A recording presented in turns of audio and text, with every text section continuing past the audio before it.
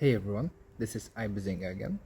I'm here back again with another FarmerLeaf tea, and this is the 2023 Tang Fang Liang tea, which has been out of stock for a while, and I've only come around to making a video about this tea right now. It's been a while, I don't know why it took so long, but yeah, here we are. And it's actually a very nice tea to drink. So let's go ahead with a quick rinse. And then we can get to tasting. Now, like I said, this tea has gone out of stock since. I've got one cake that's half drunk up, and one cake that I also bought for aging, because I think this tea has a lot of potential for the coming years. But I saw in the new FarmerLeaf lineup of 2025 that the Tang Fang Liang 2025 is available, and it basically has the same description as the 2023 version, which is, well, let's say it's not a very standout tea. It doesn't have a lot of special features to it in terms of scent or taste. It's got that very classic, basic sheng taste to it, like most young sheng or quality young sheng puerh does. But it's a very soft tea. It's got that kind of Iwu sweetness to it, with some Jinggu sweetness or softness, and then also something I typically associate with Jinggu tea, which is a sort of nutty, yeah, like a hint of nuts in the taste and in the scent. Like I said, I always associate it with Jinggu tea. I don't know why, but yeah, let's get to it. So first of all, the scent, very flowery, some like fruitiness as well. That might be the very how should I say? It might be that the youngness of the tea is dissipating a bit. So the extreme freshness. So this tea is 2 years old at this point. So it's not aged or semi-aged by any stretch of the imagination. But I wouldn't call it fresh either. So let's take a look at the leaves. And something that is very unusual, but I always notice with this tea, is that when I leave this infusion for a while, so you can see it's got a nice color, also nice activity going on, but when I leave this tea for a couple of minutes, it will become very, very cloudy. So I'm just gonna pour off this first cup, I'm gonna brew the second one, and I'll just leave it for a couple of minutes while I talk, and then someone can and then you can see what happens to the tea if we let it sit for a couple of minutes.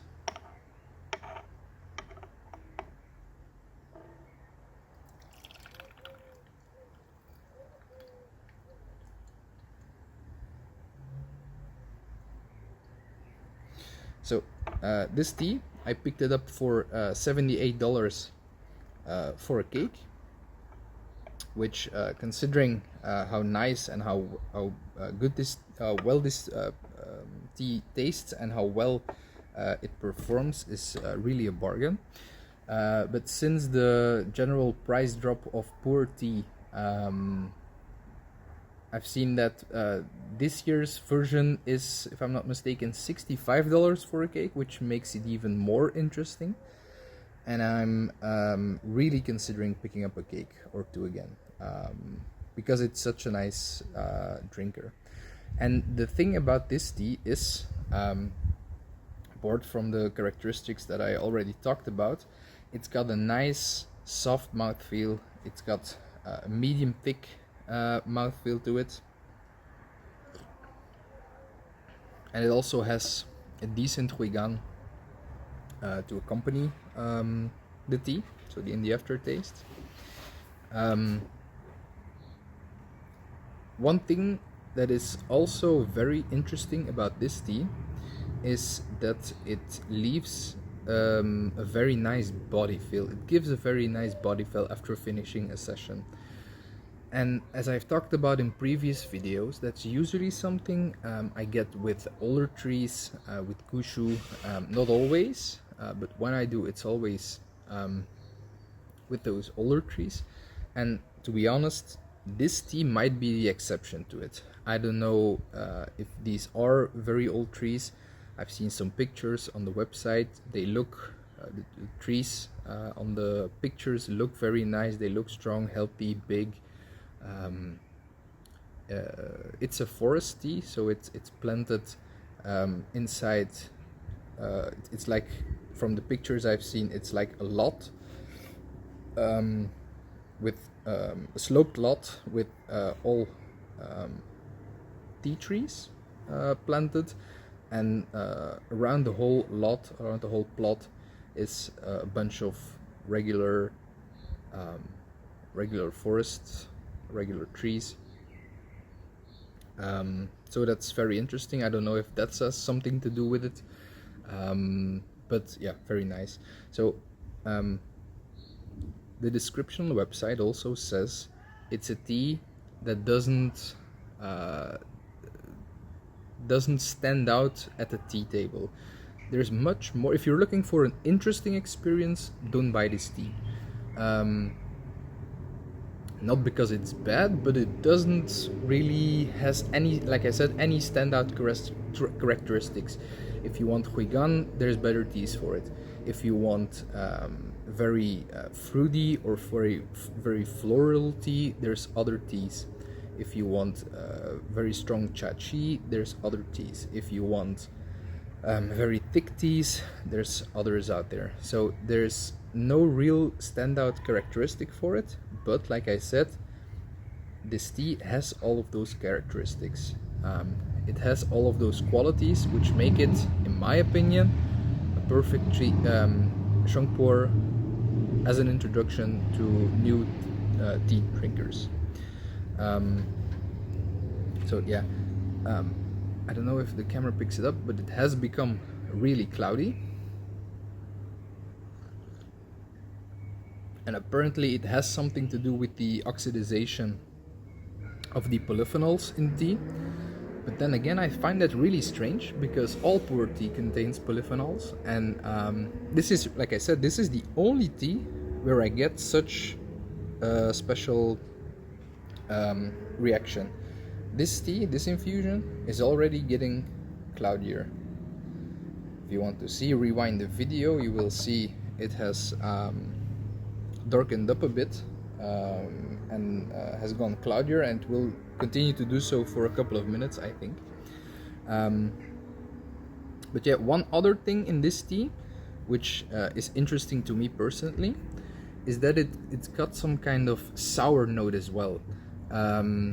Not in a bad way, but if you focus on it, it will always be there, the small sour note, and I think it blends well with the whole sheng puerh experience, in the sense that it accompanies the bitterness and the astringency of this tea very well. I haven't talked about the astringency of this particular tea. There is some astringency, especially if you do a whole session, you will feel the astringency in your mouth building up. But like I said, it accompanies it very well. But I also get how some people might dislike the little sour note. Yeah, that's all I have to say about this. So still, this tea has become cloudier, it's becoming more and more visible right now. Yeah, so I will take another sip. You can see this infusion as well. Looks quite murky, doesn't it? Like it's very weird to say, but like bog water. Yeah, I wish bog water tasted this nice. Yeah, and still the sour note. Yeah, if you focus on it, you won't. You will always notice it. That sour note. I will make one more infusion, and I don't know if you noticed it, but for a 2-year-old tea, this the color on this tea is actually relatively dark. I've had older puerh that yields a lot lighter color. So I'm not doing any long infusions. I'm not speeding it up, but I mean, this is basically a flash infusion. I'm just pouring water in and pouring off. And this is 7 grams for 100 milliliters, so not a very heavy session at all. Not a lightweight session either, but hey. So you have very nice, rich golden color. And you can see the difference. Right now it's very clear. Just rewind a minute or so and you will see how murky this tea has become. So if you do have any explanation as to why this tea becomes murky while others do not, please share it with me. I've read it should be about the, it has to do with the oxidation of the polyphenols, but perhaps there's another explanation. So yeah, this is where I'll cut the video short. Not a very long session today. I will continue to drink this all evening. It's a very nice tea. I'm already getting the huaygan. I know I will get a very nice body feel, relaxed body feel later on in the session and in the evening. So yeah, this is just a very nice treat to have. If you're looking for an interesting experience, don't buy this tea, buy a sampler perhaps. If you want a very nice tea in the still, for me, daily drinking category, buy this tea. It's very nice. It's sweet, it's soft, it's fruity, it's got everything you want in a nice puerh. But if you want a standout experience, don't buy it. So that's where I cut this video short. Thank you for watching. Let me know if in the comments if you've had an experience with this tea. Please give it a like as well. It really helps, and it knows that makes me know that you like this type of content, and consider subscribing if you want. Thanks for watching and have a nice day. Cheers.